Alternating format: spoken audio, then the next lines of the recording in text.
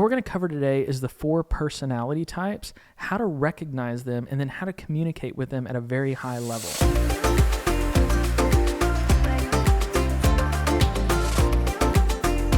Welcome back to the Doug Edrington Podcast. Thanks for deciding to join today. Listening to our thoughts, our content, our opinions on the real estate industry is always fun, and my goal is to strengthen the real estate community by sharing all the thoughts from thought leaders in our space and just challenging individuals to get better every day in this crazy industry we call real estate. If you're joining for the first time, please make sure to like, share, comment, heart, DM me, even email me at Doug@JDouglasProperties if you want to have a conversation. Something I'd love to do. So today I want to talk about the art of persuasive speaking. And I want to go down to what I call a foundational level. This may be new to some people, but I want to cover the 4 personality types. You may have heard me talk about this in the past, but it's just something I'm so passionate about because our team thrives when they actually put forth the effort on the basics of just persuasive speaking. And what we're going to cover today is the 4 personality types, how to recognize them, and then how to communicate with them at a very high level. Now, when you think about communicating and persuasive speaking, the first thing I want to point out is that this is not about manipulating. Manipulating is trying to convince someone to do something that maybe isn't good for them, and it's good for you. The goal here is to help people communicate at the highest level so you can help them obtain their goals faster than you would, or they would in your absence. And so the goal here is to just help people get to the next level, the next step. And the best way you can do that is if you just know how to communicate at a really high level. So what I want to break down is the 4 personality types. There is analytical, there's driver, there's amiable, and then there's expressive. Now, I like to draw these in a box because it just helps you visualize this and see this in a way. So let's break down the definitions of all 4 of these personality types first. The first one I want to talk about is analytical. So a lot of times I'll ask people, all right, when you hear analytical, what do you think? They jump straight to engineer. And as there may be some truth to that, and many engineers are very analytical, what I want to challenge you to think about is don't think about a career path. Think about the way someone thinks. And analyticals, they think through, they want to know all the steps. They want to know the process. They're very detail-oriented, okay? So analytical individuals, I want to challenge you to think is very detail-oriented. It's important to recognize someone that is very detail-oriented because they need to know the details for you to talk on their level, their language. The next personality type I want you to know about is the driver. So the driver is generally, a lot of people, again, I'll ask, when you think driver, what do you think? They think the boss, they think the CEO, they think sometimes the narcissist, they think all sorts of things, right? What I want you to think about when you hear driver is they are results-based thinking. They don't necessarily care the how or the why. They just want to know what the results are. And knowing that about an individual might have you speak to them slightly differently. Now, if we take it down to the amiable challenges some people sometimes because it's not a word that a lot of people use, but amiables tend to put others first. They care about other people's feelings, their thoughts, their opinions. They generally don't make decisions on their own, and they want to get feedback from everybody else before they make a decision. They put others first. And so just keep that in mind when you're recognizing that you're talking to an amiable. And then the 4th category is expressive. Expressives, they just like to have fun. They want to enjoy the process. They're people-oriented. They're usually the life of the party. These are probably the easiest people to recognize when you're trying to size someone up and figure out what is their personality type. So just like in another video that we shared, we talked about the art of listening. To gather some of this information, it's really focused on listening skills and figuring out what's important to them. So by asking questions, you should be able to identify very quickly which of these 4 personality types might this individual be that you're speaking to and potentially trying to do a deal. So now the next thing to think about with these 4 personality types is that there's always a primary and a secondary. There's always a primary and a secondary.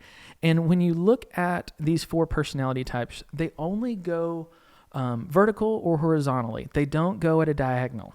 And so there can be an analytical driver or a driver analytical. There can be an amiable analytical. There can be an amiable expressive. There can be an expressive driver. And any of those can flip-flop of what their primary and their secondary is. But if you think about these 4 personality types, as you are consciously thinking about it and you're getting to know these people just in the first few moments that you meet them, you can usually peg who they are. Now, the next question that I want to ask you is, as you're analyzing, or really before you're analyzing who these people are, you should probably challenge yourself to analyze, who are you? Which of these 4 personality types match your personality type? Now, most salespeople will say, I can be all of them. And yes, some of you are a chameleon. Some of you have skill sets that you can match all of these different personality types. And I hope that you get to that point where you can as quickly as possible, because it will help you connect with more people at a higher level. But I want to know who you are at your natural state. Just when you're not on stage, when you're not performing, which one are you? Now, if you think you know who you are, I would challenge you to ask the 5 people you spend the most time with.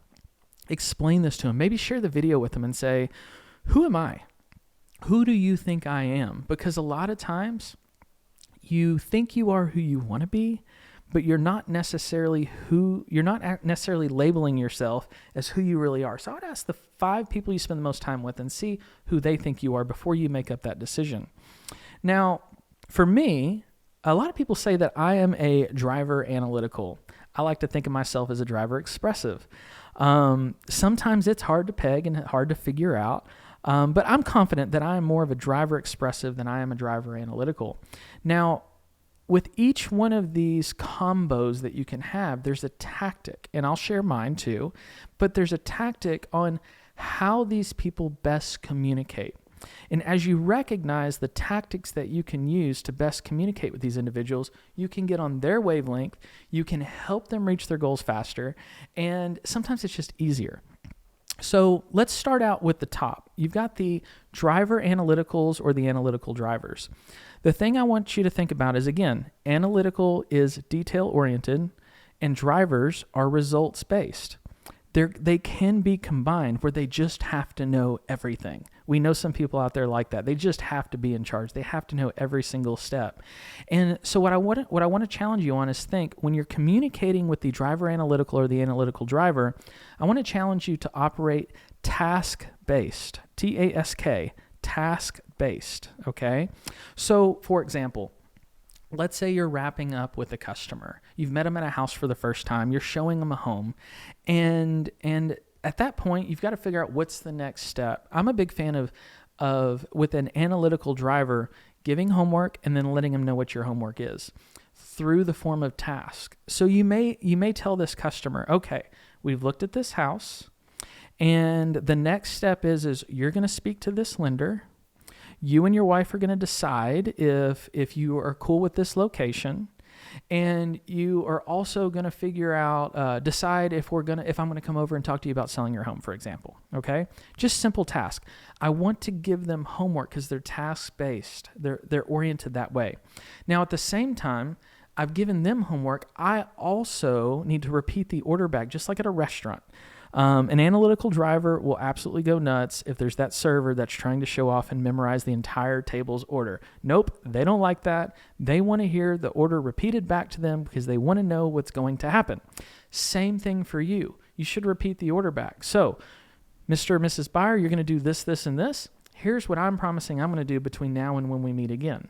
I'm going to pull the tax record information. I'm going to let you know what a quote on insurance would be. I'm going to get you a copy of the HOA restrictions. And I'm also going to do some research to see what this home should be valued at before we potentially make an offer, for example, right? If you repeat the order of what you're going to do and then remind them of what they're going to do, you are talking in their love language. They're absolutely going to connect with you at a very high level. I hope this is making sense. For the driver analyticals, it probably is. Let's flip down to the bottom of the chart. Let's look at the amiable expressives or the expressive amiables. Now, again, amiables put others first, and expressive like to have fun. And so at the bottom of the chart here, I want to say, instead of task-based like up top, on the bottom, we're going to say relationship-based, because people that put others first and they like to have fun doing it, they're usually social butterflies. And so imagine you've got your customers in the car and you're driving through the neighborhood and you're showing them homes. If you have the opportunity to share with them about the people in the community, they're probably really going to appreciate that.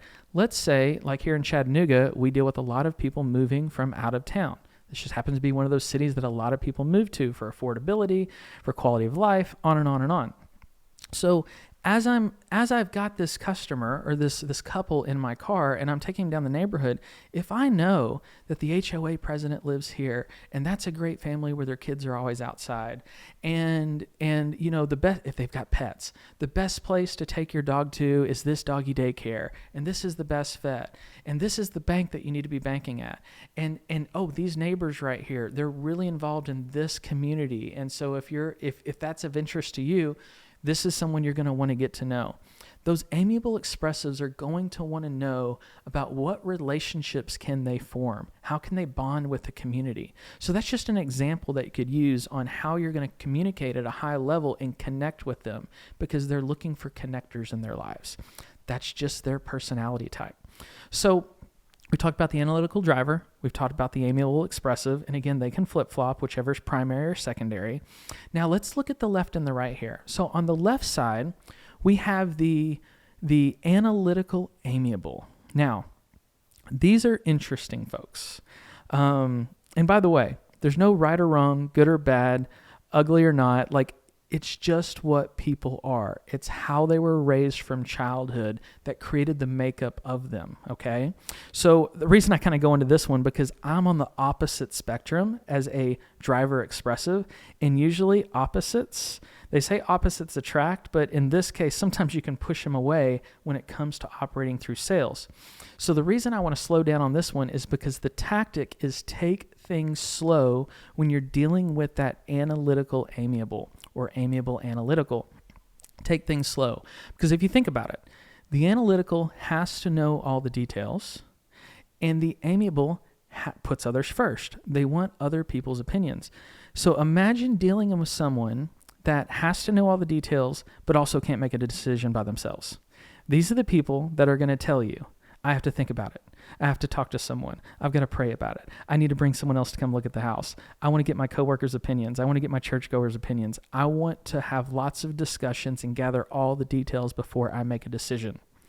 I will tell you, through COVID, these people struggled to pull the trigger fast enough to buy the home because they have to take things slow.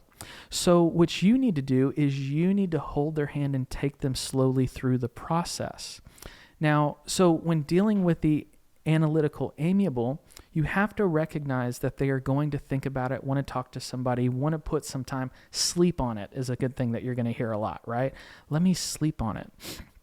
Knowing that this is going to come, when you're showing them the house, as you recognize that this is their personality type, you should probably slow things down and start just using words that they may use. Hey, now, after you look at this house, I know you're probably going to want to go home and sleep on this. That is going to relieve them. I mean, literally, it's just going to take a weight off of their shoulders that, oh my gosh, I'm not dealing with a pushy salesperson that's going to put me in a close. They're actually not going to pressure me. I'm going to be able to think about things.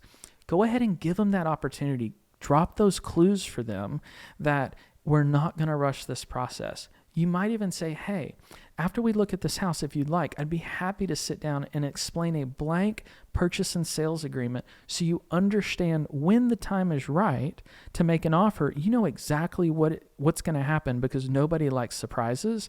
And whether this is the house or it's not the house, if that's something that would be of benefit to you, I would be more than happy to take the time, explain it to you, even give you a copy so you can go home and think about it. Man, they're going to love you. They're absolutely going to love you. Now, if we go to the other side of the driver expressive, again, that's me, right? Now, in talking to an amiable analytical, if the salesperson is a driver expressive like myself, just like I said, take things slow with the left side here. On the right side, we got to speed things up. We got to absolutely speed things up because they're results based and they like to have fun doing it. We probably have, this is the category that has all of the ADHD. That's the people that lose train of thought very quickly. They move on to the next thing. They have the squirrel moment, and you got to take them through the process quickly. So if you are a driver expressive like myself, and you're talking to an analytical amiable, and you talk to them in your language, you're going to scare the hell out of them. You're absolutely they're going to be like, oh my God, high pressure salesperson, alert X. They're absolutely going to lie to you and ghost you. They're going to say, yes, can I call you back tomorrow? And you'll never hear from them again because you scared them to death. So again, take things slow on that side. But on my side, the driver expressive, when you're talking to those people, you got to speed things up. This is the scenario where, have you ever had a buyer that you've shown a handful of homes to? And as real estate agents, we tend to start to see the home that they will fall in love with before they even know it. And so in that particular scenario, when you recognize you're dealing with that driver expressive or expressive driver, if I was your buyer and you were showing me a home, me and my wife, and we walked into this home and you knew I loved it, I would be excited if you looked at me and said, this is the one, right, Doug? And I'd be like, yeah, I think it is. It's like, okay, you go ahead and continue to look at the house. I'm going to sit down and write up the offer because if you don't buy this, I'm going to buy it. That's how awesome this opportunity is. That's how you have to talk to the driver expressive because they want to get excited with you. They want to have fun, but they also don't care about the details. Now, still take them through the contract, still explain things to them. You just got to do it at a high level, at a fast pace where you're explaining everything to them, but you're also not boring them to death because they will get lost in the weeds. They will get lost in the details. So make sure you're taking things quickly with them. Now, I want to explain a scenario here to help put this into reality for you because I gave some examples that may or may not fit every situation, but I want to give a real life situation here that happened to me a long time ago. So since I've been running our team for a long time, but in 2016, I decided to step out of production and fully focus on just running the team, helping grow the agents. I win when they win. I'm not in competition against our own team. But prior to 2016, I was in the field. I was an agent just like everybody else, also trying to lead a team. And what I ended up doing was I was working with lots of clients. Well, that transition happened. And when I decided to step out of the field, and my goal every time I had a past client reach out to me and say, hey, Doug, we think we want to make a move, my goal was to hand them up to the right agent. Explain to them, hey, it's real estate's been good for us. I kind of got a promotion. Now I'm running this team and I will do you a disservice if I try to take you on. So therefore, I want to connect you, hand them up to the right agent on our team. And so I made an introduction. With this one particular client that I had done a deal with. I helped them buy their first home. And they reached back out to me and they said, hey, we're thinking about making a move. And so I handed them over to a fairly newer agent on my team that had passed all of her certifications, had proven themselves to handle the client very well, but also I'm their coach, so I've got their hands on the situation too. And I handed them to this particular agent. This agent did a great job. Sold them the house. They were super happy. This particular agent was so involved in the training that we did that recognized the personality types, handled them properly. So they sold them a house. It was great. Then a couple years go by, and I get a text message one day, and this text message comes to me and this agent, and it's from, we'll call her Susie, from Susie, buyer Susie, seller Susie. She was a buyer and a seller. But client Susie reaches out to me through text message and the agent and says, hey guys, heart, hope you're doing well. Love the house, and it was a house emoji. It says, love the house. Things have been great. Guess what? I've got a baby on the way. And it was an emoji of a baby. And she said it was like the best golden platter client that anybody could ever want. She says, we're thinking about making a move. Do you know this house on Banana Street? I see it for sale. It happens to be down the road from my mother. And since we have a third child on the way now, it would be nice to be close to my parents. If you think that this is a great home, and if you think we should potentially consider this home, would you be willing to carve some time out for us to come take a look at it? I'm happy to do it anytime next week or over the weekend. If it's convenient for you, I'll even take off of work. Just let me know when. My boss is pretty good at letting me off for personal things. And this is handed on a silver platter because what customer thinks about us and our schedule and our time? She also asked, oh, by the way, is it okay if my parents come and look at the home too? Because they live right down the road from it. So I'm sitting here thinking, what a great silver platter of information handed to me. I've got a great client that's happy with us. She texted both of us. She asked how we're doing. She wanted to get her parents' opinion. She's full of emojis. Like, I'm gathering very quickly and being reminded of, because I knew who this person was, I'm being reminded that this person is an expressive, amiable. When you're texting with someone and they're full of emojis, caps, and exclamation marks, they're generally an expressive. But then she also chimed in about how, she wanted to know how I was doing. She wanted to work around my schedule. She wanted to get her parents' opinion. This is an amiable, expressive person, right? And so I'm like, all right, can't wait to respond back to Susie. So I pull out my phone and I start texting, and I'm starting to spell everything out. I'm responding to every single thing that this person said. Hey, we're doing great. How exciting. I'm so happy for you to have your third child on the way. What an exciting time. This house does look great on the surface. We definitely should take a look at it. Thank you so much for considering my time. I wish I could duplicate you and all my clients thought the way you did, but I don't want you to miss out on it. So I'm willing to do an evening or a weekend when you're not working. We could even potentially go see it this evening. And of course your parents would come. I look forward to meeting them. I haven't met them yet. I'm typing this out, right? And I'm using emojis too, because I'm mirroring her personality type. So that's the key in this. You have to recognize their personality type, and then you must mirror it so they feel comfortable. Because you've got to understand, someone is always going to mirror the other person. And I would rather mirror the customer than the customer mirror me. I want them to operate in their most comfortable state. So I've got to mirror them. Now, keep in mind, as I said, I'm an expressive driver. Well, the agent that I also brought into the transaction has been with us for a couple years. This was actually during the COVID time, so things were crazy. The market was on fire. Things were hot. And he responded in his also driver expressive way. Hey, Susie, house won't last. Let's look at it tonight. And that was it. And I saw this text go through before I got to hit send with my text. And I thought, oh my gosh, I can't believe you just did that. So I pick up the phone real quick and I call the agent and I say, hey, you remember how we studied personality types? And he says, oh my gosh, sorry, I'm with a customer right now. I just wanted to respond to him quickly so they understood that they were heard. And of course, I'm willing to do whatever they want to do. He had the right intent, but he was talking in his personality type. Before I asked him, I said, hey, why don't you hop back in that text thread and elaborate and say, hey, sorry for the quick response. I was in an appointment. And then say all the, I hope you're doing well. So excited about your baby. Respond to all the things she said. Before we had a chance, she just responded back, let me check with my mom if that's still okay. That was it. Let me check with my mom if that's still okay.